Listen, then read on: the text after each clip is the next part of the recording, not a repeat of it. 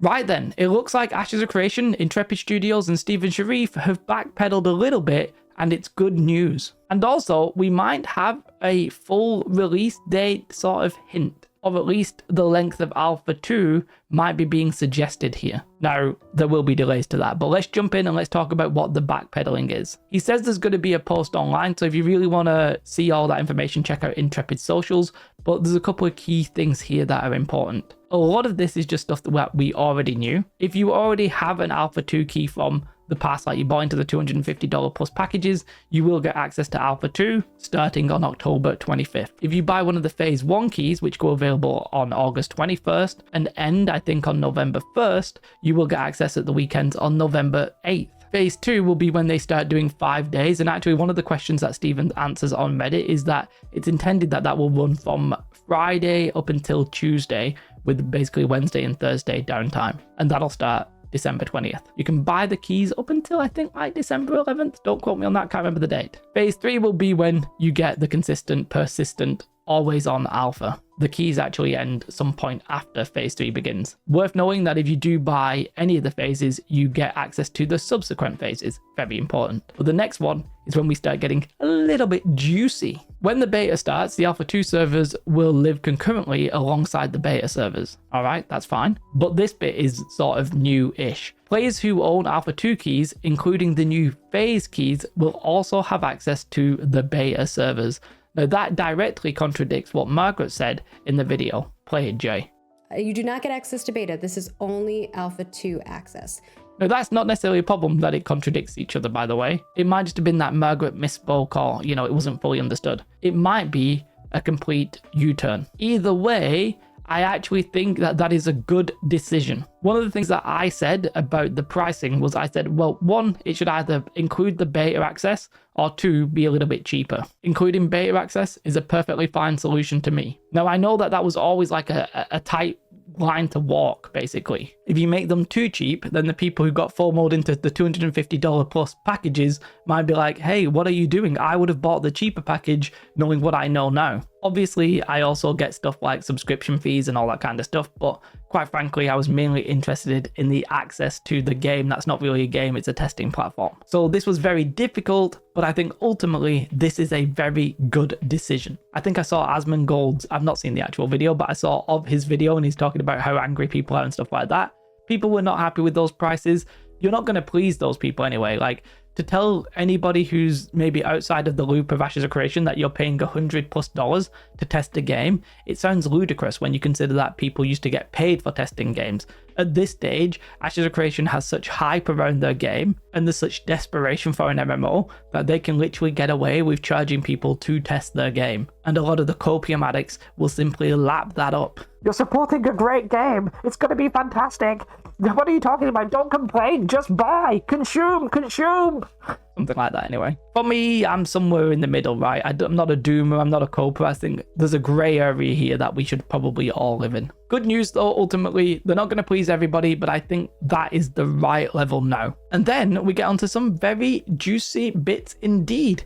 Alpha 2 Phase 3 is expected to last at least 1 year. Obviously, this is subject to change, by the way, obviously subject to delays. The game itself will probably be completely busted when Alpha 2 happens. Let's all just assume that, right? That we know it, you know it. If you've got a brain, you understand that. And let's also be honest, they've announced dates before, not hit the date, then say we're not going to give you dates, and then give you dates anyway, and then don't hit those dates. You know, it is what it is. That's fine. That's game development. Not really too stressed about it.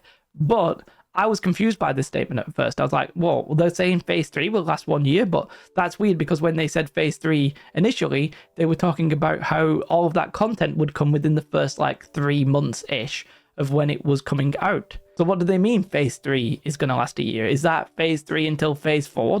Is there not going to be any content in those like 9 months or so? And no, I actually think he's talking about the length of Alpha 2 in general. There is no way in my eyes that Alpha 2 will last 1 year. Margaret said it would be a very long time. Considering Alpha 1 to Alpha 2 lasted 3 years, I cannot see this reasonably being 1 year. So I was confused. But then in one of the questions, he sort of answers it and gives a little bit more detail. So one of the questions is talking about how they can even charge $100 for it, right? That's fine. But he says, given the length of Alpha 2 being at least 12 months, we are accounting for those costs with the price. Now, I do have a secondary statement here. Let's be honest, probably like 95% plus of the people who buy into alpha keys, buy into any pre-testing, will play for a very small amount of time. I don't think they really need to consider the server costs that much for 95% of people. I mean, actual live MMOs lose that amount of people. And now, while it's true that if you have paid, you're probably more likely to stick around, a lot of people will just come when there's something new.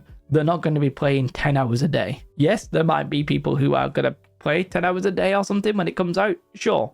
But I don't think most people will. But the key statement here is that given the length of Alpha 2 will be at least 12 months. Now, he's not saying that at least 12 months is not, it's coming out in 12 months. Let's be honest, that's not how wording works. It means it's going to be beyond 12 months, which, to be fair, I think all sensible people pretty much expected. But is that a hint? Are we actually expecting it to last 12 months combined with the first statement? Maybe it's going to be about 18 months. Maybe it's going to be 2 years before we get Beta 1. I still think that puts the game like 4 years away, by the way. I think Alpha 2 will be at least 18 months, if not 2 years. Then I think Beta 1, Beta 2 will take maybe 2 years. And then you might have the release. So I still think it's like 4 years away, even if you're optimistic. But, you know, it's interesting at least that they've started to put some kind of estimation of when it might be, maybe. He goes on to talk about how, you know, do not buy this if you're not willing to test the game. It's not a full game. It's going to be buggy. It's not ready. You know, I'm preaching to the choir here, probably. I do think a lot of people are expecting this to be basically the launch of the game. Obviously, it's not. But when you've got this open development and people are excited, it's going to sort of feel like that, even though it isn't. What'll happen is we'll go into a sort of like Star Citizen era. We'll have a big launch and everybody will be so excited. And then it'll just sort of become routine. Most people will fade off, but the hardcore content creators will be following the game. The hardcore players will be following the game. And then eventually, hopefully in not like a decade long or anything like that, we'll see a release. And then the hype will come back. Hopefully we don't end up with like a permanent alpha like Star Citizen. Although apparently they're even getting ready to launch at some point in the next decade. Now, there is another question that I don't really fully understand due to being an idiot, basically. And that is, apparently, Intrepid Studios had a tax lien on them, which meant they were possibly unable to sell stuff or, you know, operate as a business. I don't fully understand this situation. And apparently they were also sued. As for the tax lien, he says, but he doesn't actually fully explain it, or at least not somebody to a layman can fully understand this.